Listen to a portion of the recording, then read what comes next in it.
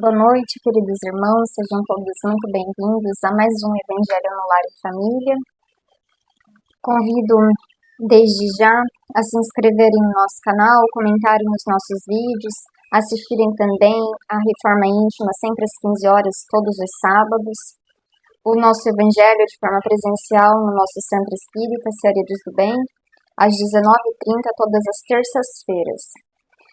Vamos dar início então ao nosso Evangelho, feitos os convites, iniciando com a nossa oração.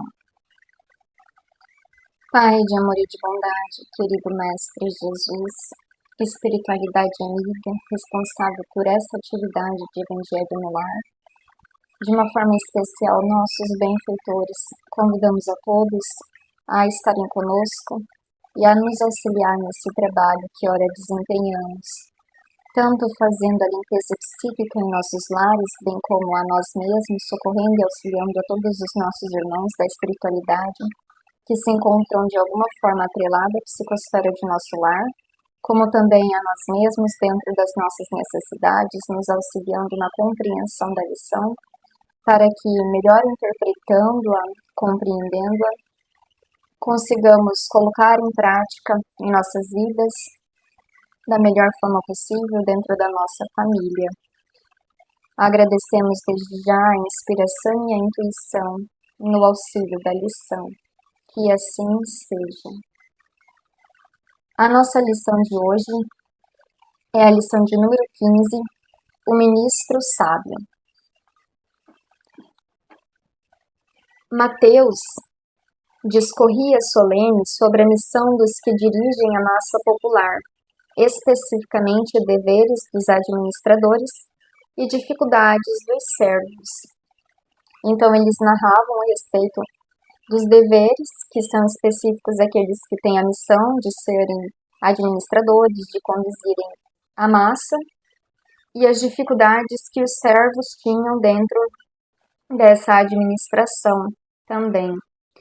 A conversa avançava pela noite adentro, quando Jesus, notando que os aprendizes lhe esperavam a palavra amiga, como era de costume, narrou sorridente. Um reino existia, cuja intimidade apareceu um grande partido de adversários do soberano que o governava. Pouco a pouco, o espírito de rebeldia cresceu em certas famílias revoltadas, e há breves semanas toda uma província em desespero se ergueu contra o monarca, entravando-lhe as ações. Aqui ele mostra que havia um grande soberano e que, em determinado momento, aparece um partido de adversários, um grupo de pessoas que eram adversárias à sua forma de governar, e que esse espírito de rebeldia que se iniciou em um grupo, cresceu entre um grupo de famílias, até alcançar uma província, um grupo de pessoas. E tamanha era essa ação de rebeldia crescendo que preocupou o rei, obrigando-o a tomar determinadas atitudes, buscando sanar essa rebeldia, auxiliar nessa governança. E aí então, Jesus narra que, naturalmente preocupado, o rei convidou um hábil juiz para os encargos do primeiro-ministro do país, desejoso de apagar a discórdia, mas o juiz começou a criar quantidades enormes de leis e documentos escritos que não chegaram a operar a mínima alteração. Então ele aqui nos mostra que, na tentativa de resolver essa rebeldia, convidou um juiz e que esse juiz fez o que ele sabia fazer e escreveu imensas cabedais de leis e documentos escritos, mas que isso não operou minimamente na alteração do quadro que até então se formava. Nós sabemos, e já falamos sobre isso em outras lições, que leis não significa justiça e que a resposta também não se encontra apenas nas leis. De nada adianta apenas que ela esteja escrita. há necessidade que a população não apenas tenha leis, mas que haja de acordo. Por exemplo, nós temos aqui no nosso ordenamento jurídico brasileiro a Lei Maria da Penha, que vem em decorrência de violências domésticas no âmbito familiar. Estou colocando a Lei Maria da Penha, já que o Evangelho é direcionado também à família. A Lei Maria da Penha foi criada com o objetivo de sanar a violência doméstica e posteriormente foi inserida ao Código Penal, colocando como feminicídio também aquele companheiro que vem a matar ou tentar matar a esposa, tentando aumentar a gravidade do crime, o aumento da pena, visando então diminuir o feminicídio. Só que curioso que não diminuiu, pelo contrário, nós temos notícias que este ano passado, por exemplo, teve um grande aumento histórico do feminicídio no Brasil e que ele é crescente e que não está diminuindo, mas sim parece estar aumentando ao invés de diminuir. E aí fica a nossa pergunta: será que a resposta realmente está na lei? A lei existe. Ela aplica a pena. Pode não ser executada da melhor forma possível? Pode, porque há falhas dentro de todo o processo jurídico e também executório dentro do nosso ordenamento jurídico. Mas será que a lei é a resposta? Ou é a mudança de conceito da sociedade no âmbito familiar, no âmbito interno, íntimo de cada um? A violência, ela é reproduzida porque há um ser que traz essa violência dentro de si, que nesse caso aqui é o homem, dentro do âmbito da violência doméstica, mas que em alguns aspectos também podem ser a mulher, porque a violência ela não se restringe nem sequer a um tipo de sexo, ela não se restringe ao sexo masculino. A mulher também, às vezes, traz essa rebeldia dentro de si e, por vezes, desconta nos filhos. Sabemos, temos casos também. Então, o que estamos querendo dizer? Que assim como nessa parábola de Jesus não foi a lei que operou a mínima alteração no conceito social, na nossa sociedade também não serão as leis que modificarão e transformarão o nosso quadro social. Pelo contrário, quanto mais leis significa que menos este povo é educado, porque uma sociedade educada não necessita de leis, necessita de ações voltadas ao bem, já que cada um dá aquilo que tem. Não são as leis que alteram minimamente. Então, desiludido, o imperante substituiu por um doutrinador famoso. O tribuno, porém, conduzido à elevada posição, desfez-se em discursos veementes e preciosos que não modificaram a perturbação reinante. Então, aqui ele substituiu o juiz por uma pessoa, um doutrinador, uma pessoa eloquente de conhecimento, mas os seus discursos não passavam de discursos, ficava apenas no campo verbal das ideias. E isso também não modificou. O bem que nós devemos aplicar a nós mesmos e que a gente tem que ter a ideia, ele não pode ficar apenas no campo das nossas ideias. O bem, ele precisa de ações para se tornar, então, uma realidade. Ele, ficando apenas no campo das ideias, não passa de uma ciência qualquer, e que nada modifica, nem dentro nem fora, porque não são as palavras que realizam, mas as nossas ações que modificam, e que, inclusive, modificando os nossos pensamentos, modificam as nossas ações. Então, continuavam os inimigos internos, solapando o prestígio nacional, quando o soberano pediu o socorro de um sacerdote que, situando em tão nobre posto, amaldiçoou de imediato os elementos contrários ao rei, piorando o problema. Aqui o sacerdote, na condição de sacerdote ele se achou no direito de amaldiçoar aqueles que estavam pensando diferente, aqueles que eram rebeldes. Por que rebeldes? Porque contrário à ideia do soberano, a rebeldia de uma única ideia, da ideia que até então era imposta naquele reino.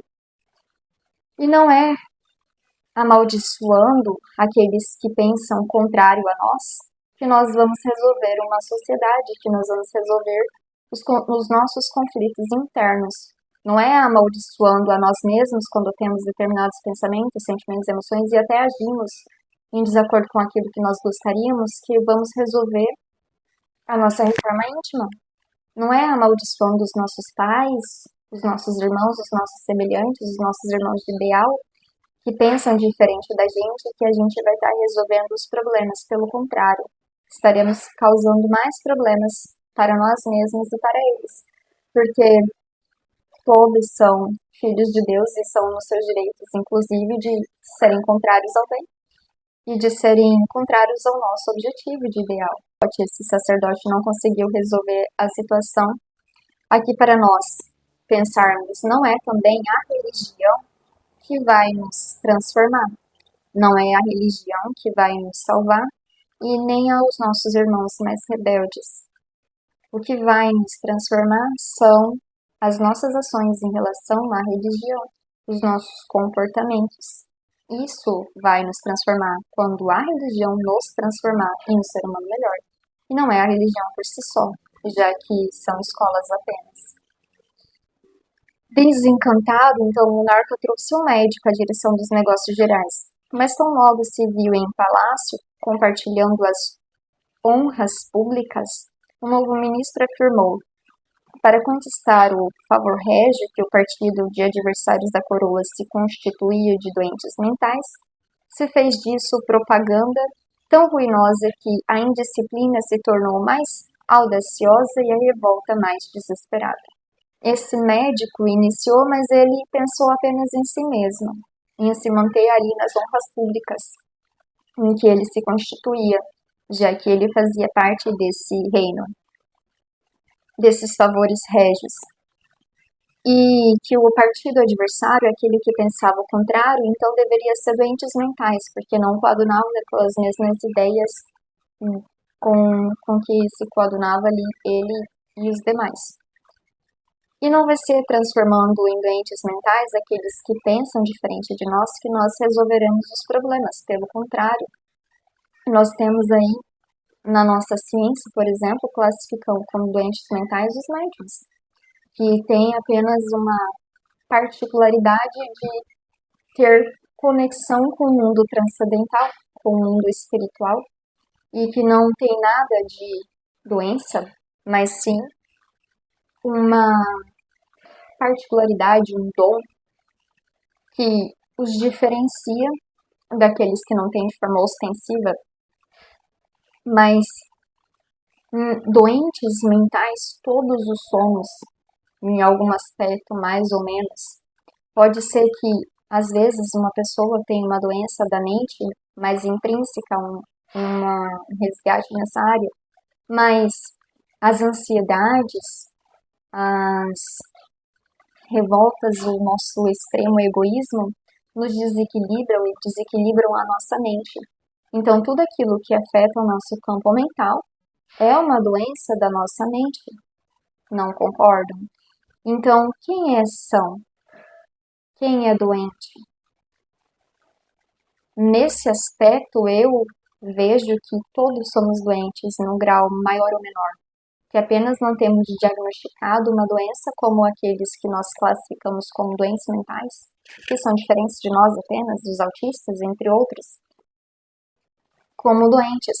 E, na verdade, são pessoas diferentes que veem uma realidade diferente da nossa, um aspecto da vida diferente de nós, inseridos apenas no seu campo mental, dentro das suas próprias emoções. E quem são os sons? Quem são os doentes? Tenho a impressão, dentro do contexto que nós estudamos, que a grande maioria dos reencarnados hoje na Terra são de doentes da mente. num campo moral, necessitados de amparo, de socorro, de auxílio, de autoaprimoramento, como todos o são. Então, os sãos e os doentes se igualam nesse aspecto, já que todos trazemos dentro de nós as nossas próprias inferioridades, que são físicas ou que são morais, mas que não deixam de afetar também o nosso campo mental, já que através dos nossos pensamentos nós exteriorizamos aquilo que sentimos e pensamos. Então não é classificando como doentes mentais os que pensam diferente que vamos resolver o problema da sociedade. Pelo contrário, isso causará mais revolta e mais desespero apenas naqueles que pensam diferente. Então, pressentindo o trono em perigo, o soberano substitui o médico por um general célebre, que tomou providências drásticas, arregimentando forças armadas nas regiões fiéis, imobilizando-as contra os irmãos insubmissos, estabelecendo-os a guerra civil. E quando a morte começou a ceifar vidas inúmeras, inclusive a do temido lidador militar que se convertera em primeiro-ministro do reino, o imperante da alma confragida. Então aqui mostra que, dessa vez, buscando resolver o conflito dentro do seu reino, o soberano chama o general célebre, pensando então que a força é que iria conseguir restabelecer naquele reino o equilíbrio. E a gente tem inúmeros exemplos de que força por força não resolve nada, pelo contrário, violência sempre, sempre, sempre, sempre gerará violência. Nunca será por meio da violência que resolveremos um problema de violência, já que todo aspecto de violência ele só gera mais violência, já que deriva da violência e não tem como ser de outra forma. Só resolveremos os problemas de violência quando nós conseguirmos exalar outra coisa que não a violência, o amor, o equilíbrio, a concórdia, a fraternidade. Então, só se quebra uma violência dando um sentimento contrário a essa violência e nunca dando mais violência. Aí a gente vê que numa sociedade, toda vez que se tenta imprimir uma força para combater uma força existente, as forças se brigam e nunca se resolve um conflito apenas um aspecto armado, porque toda vez que você vem e mata aquele grupo, destrói aquele grupo rebelde, os seus filhos, os seus familiares, aqueles que fizeram parte dessa revolta e aqueles que veem a revolta e se sensibilizam por aqueles que estão sendo nesse momento esmagados, se revoltarão e futuramente serão os futuros revoltados, os futuros rebeldes. Porque é uma lei em cadeia. A violência, gera revolta, gera vingança. Mas em uma sociedade que você transforma pelo amor, essa sim se equilibrará. Porque você está sanando a violência com um sentimento mais nobre, o amor. E só o amor resolve todos os problemas de violência. O amor gera mais amor, mais amor, mais amor. Mas a violência gera mais violência, mais violência, mais violência. Então não é pegando um irmão e matando,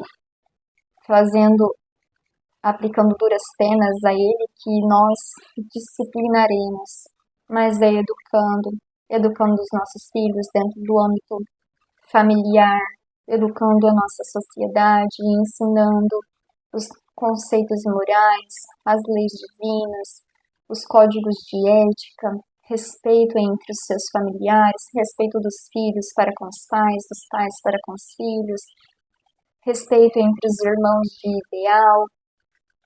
Isso se estabelecerá uma sociedade mais justa e mais igualitária e nunca a violência.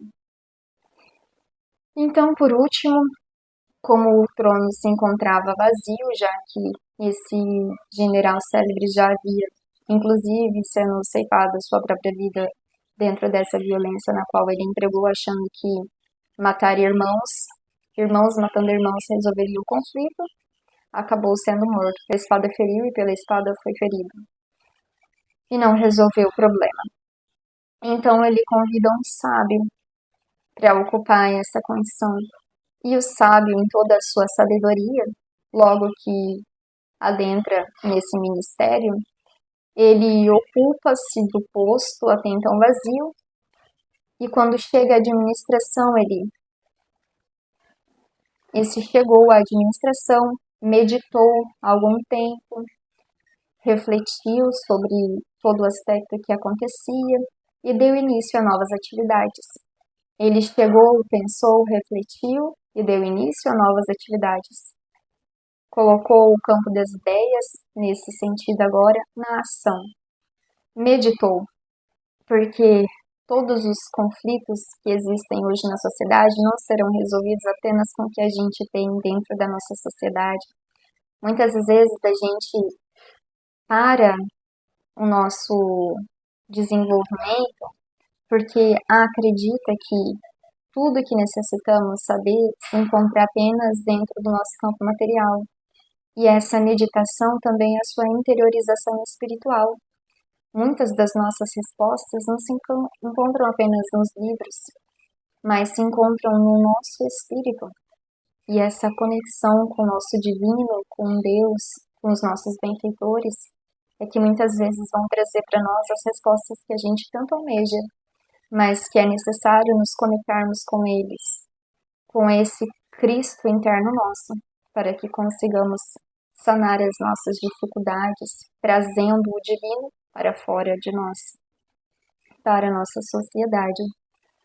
Então ele não criou novas leis, não pronunciou discursos, não censurou os insurretos, não perdeu tempo em zombaria e nem estimulou qualquer cultura de vingança.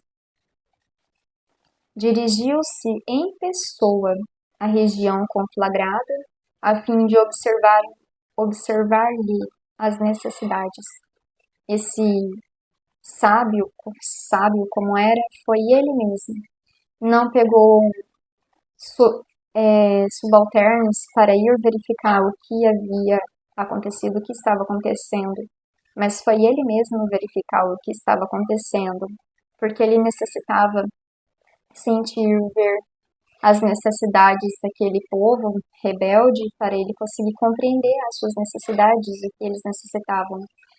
E aqui a gente traz uma lembrança que é muito valiosa para nós, que quando Cristo aqui esteve, quando em carne aqui veio na Terra, ele emergiu na psicosfera de todo o planeta e conseguiu sentir a necessidade de toda a humanidade. Ele conseguiu ver as nossas reais dificuldades, as nossas necessidades internas, espirituais, porque estava em volta do campo da psicosfera também do planeta e conseguiu, assim, extrair aquilo que necessitávamos e viveu como nós, para também nos ensinar como devemos viver melhor as nossas vidas. Não apenas soube das nossas necessidades, mas veio ele mesmo a nos ensinar como deveríamos seguir a seu exemplo, a sua imagem e semelhança. E ele reparou aí a existência de inúmeras criaturas sem teto, sem trabalho, sem instrução.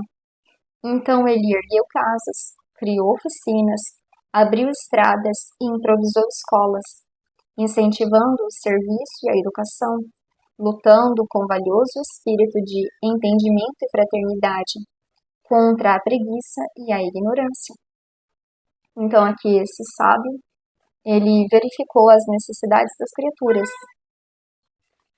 e tão logo percebeu as suas necessidades, logo iniciou trabalho, obra, ação no bem para sanar então essas necessidades.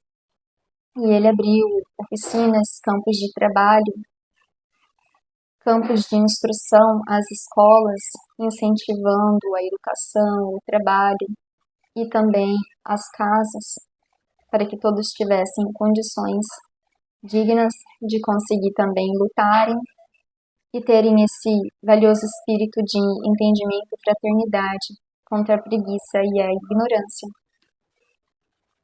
A ignorância e a preguiça nos colocam num quadro muito complicado e isso muitas vezes é o que faz com que nossa sociedade não ultrapasse os limites mais celestes, mas que fique imergida nesse hipnotismo que nós nos encontramos achando que a nossa vida é tudo aquilo que conseguimos ver, quando não é.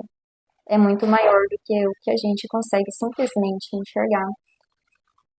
E a ignorância por não ter conhecimento, por ter a preguiça da busca desse conhecimento e nos mantemos na ignorância, tá aí Kardec a nos ensinar o mandamento tão precioso da doutrina espírita, espíritas, instruí-vos, porque sabe da importância da instrução, a gente só teme aquilo que a gente desconhece. E tendo conhecimento a respeito da verdade, nós conseguiremos compreender os nossos irmãos, inclusive, de uma forma diferente. Vamos ver as suas necessidades como eles realmente a têm. E as nossas necessidades também como realmente a temos, não dentro apenas do nosso campo material de visão. Não transcorreu muito tempo e todas as discórdias do reino desapareceram, porque a ação concreta do bem eliminará toda a desconfiança, toda a dureza e indecisão dos espíritos enfermiços e inconformados.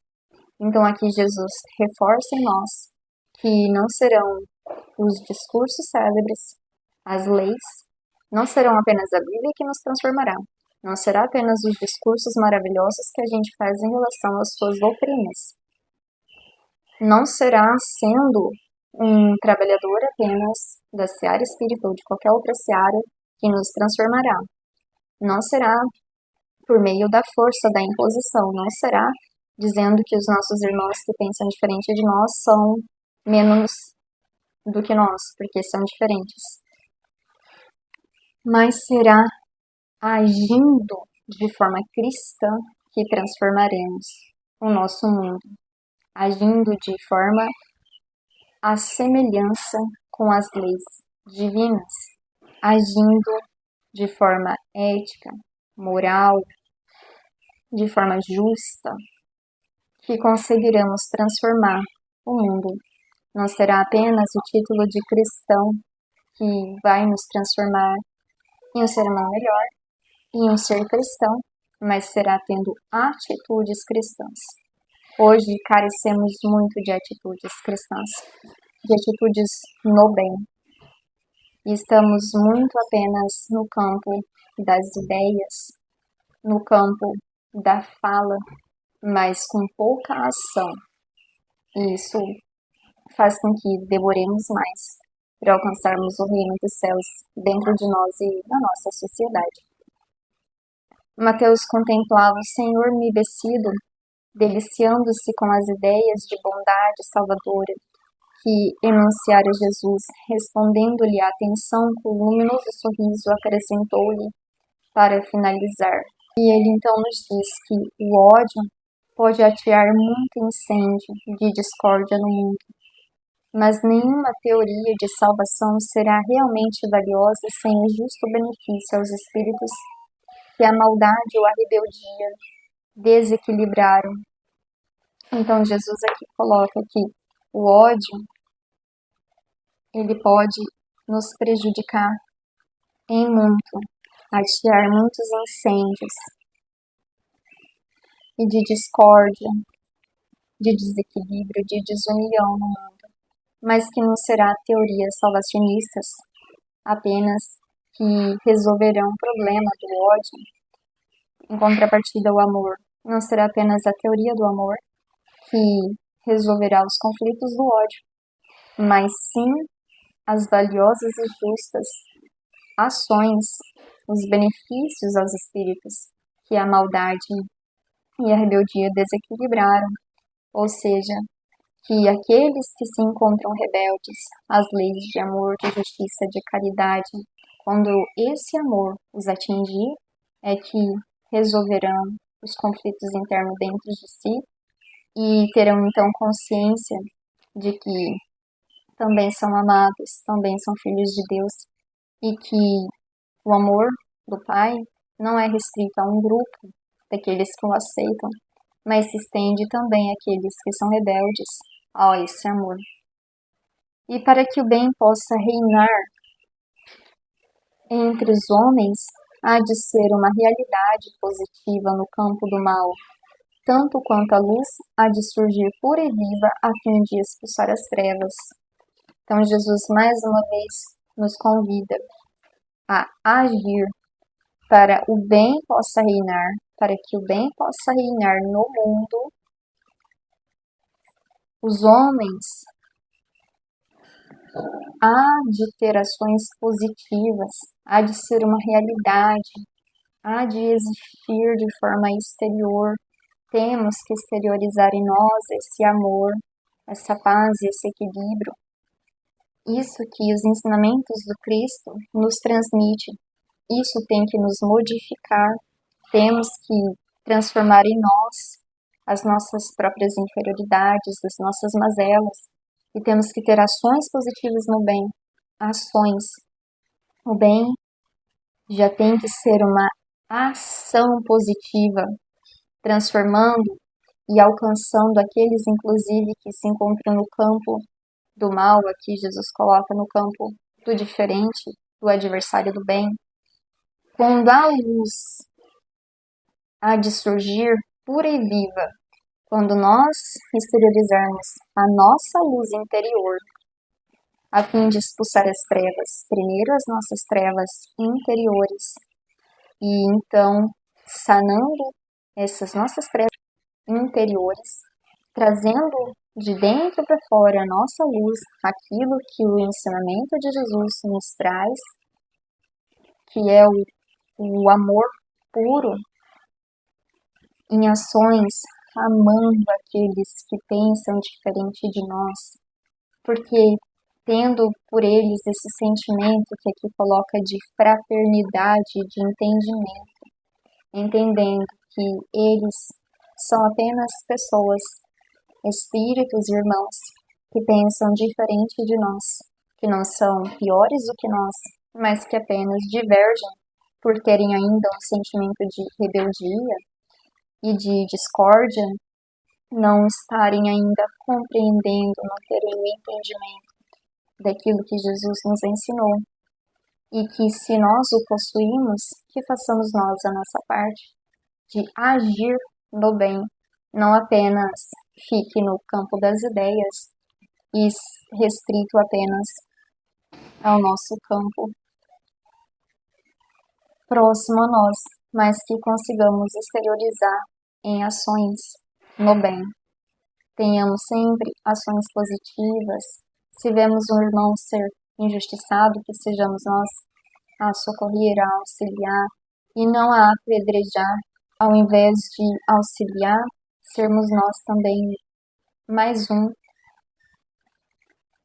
a tornar ainda mais pesada a sua cruz, mas seja nós aqueles que socorrem e que expulsa as trevas da ignorância de dentro deles e de dentro de nós mesmos, porque só auxiliamos os nossos irmãos quando conseguimos auxiliar a nós mesmos primeiramente.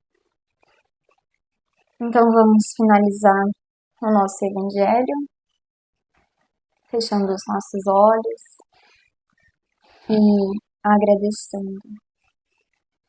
Agradecemos, Pai, infinitamente todo o amparo, todo o auxílio, todo o socorro que é dado a nós, a nossa família. E hoje te pedimos de uma forma muito, mas muito especial, àqueles que pensam diferente de nós. Pedimos aos nossos inimigos, não temos por eles o mesmo ódio que possuem por nós, não temos o motivo que os levam a nos odiar. mas que possamos desejar a eles aquilo que desejamos a nós mesmos e a todos os filhos de Deus, que o amor de Deus possa atingi-los e que possam nos perdoar, porque se outrora fomos nós aqueles que os ferimos, que os maltratamos e que por muitas vezes causamos essa rebeldia neles pelas nossas atitudes que a ignorância nos transmitia e assim agíamos iguais a eles, que agora, detentores de um pouco mais de conhecimento, sabemos da nossa grande ignorância pretérita, temos então a condição de pedir perdão. Perdão por todo o mal que causamos a eles, por toda a revolta, por toda a discórdia, e que possamos agora oferecer a eles o que temos dentro de nós, o amor. Que possamos exteriorizar a todos os nossos inimigos o nosso amor, o nosso sentimento de perdão, de paz, de amor, de equilíbrio, e que Deus possa os abençoar a todos eles, não só os nossos inimigos pessoais, mas também a todos os inimigos do Cristo, pois assim eles se classificam como inimigos do Cristo. Que Deus os abençoe a todos, porque se ora se encontram cegos na ignorância e na revolta, futuramente, um dia, conseguirão ver o que hoje vemos. E todos se transformarão pelo amor imenso do Pai. Gratidão, Senhor. Abençoe os nossos lares, as nossas famílias, e que possamos sempre ver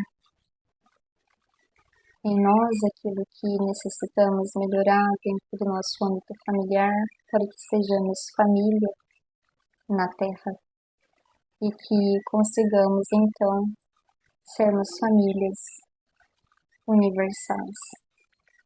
Gratidão, Pai, pelo seu infinito amor. Que assim seja. Gratidão, queridos irmãos, por mais este evangelho, pela presença e companhia de todos. Agradeço de coração e que todos tenham uma excelente semana e eu aguardo a todos, com a graça de Deus, até a próxima segunda.